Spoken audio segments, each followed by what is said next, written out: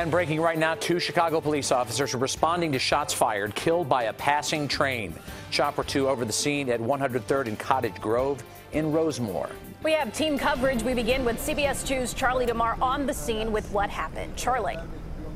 Erica, good evening. And that Metro train is still stopped here at 103rd and Cottage Grove. You can see police still holding a heavy presence here. And if we scroll down a little bit, if we zoom in over here, you can actually see the front of a CTA bus. That's where the passengers from that were on board that Metro train were loaded onto. But we are just learning the names of those 2 officers that were hit and killed by the train. Eduardo Marmoleo, he was 37 years old and served the city for 2.5 years, and Conrad Gary, he was 31 and on the job for just 18 months. Both of those officers served CPD's 5th district. Now, police say they were responding to a call of shots fired around 6:20 tonight.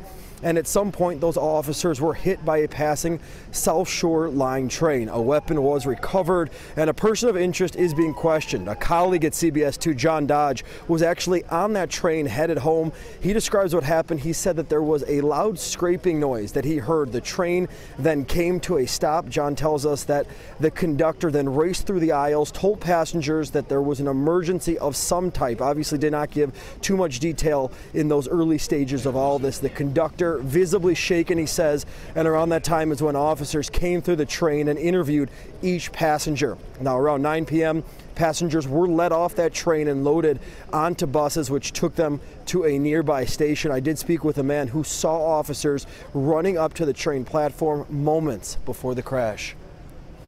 You saw like this police officer chasing a guy through this gangway, running down on 111, and then he went from like 111 down to the train station, and then on the train station, next thing you know, the helicopters flashing up that way, and out of nowhere, just cops started flying down the street. Did you hear any scraping or any noises on the train? You heard the train screech, like come to a screech and stop, and it was like, wow.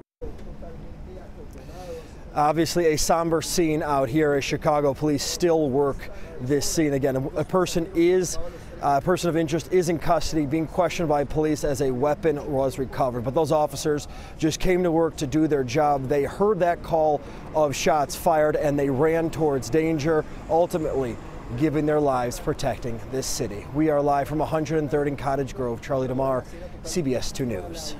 Charlie, do you know if the suspect will face any charges or what kind of charges he will face? That's not clear yet. No formal charges have been announced, or if that person of interest has even been formally charged at this point. But you could certainly would assume that if this is the person who did the shots were fired, that there potentially could be charges in this case. Okay, Charlie, thank you.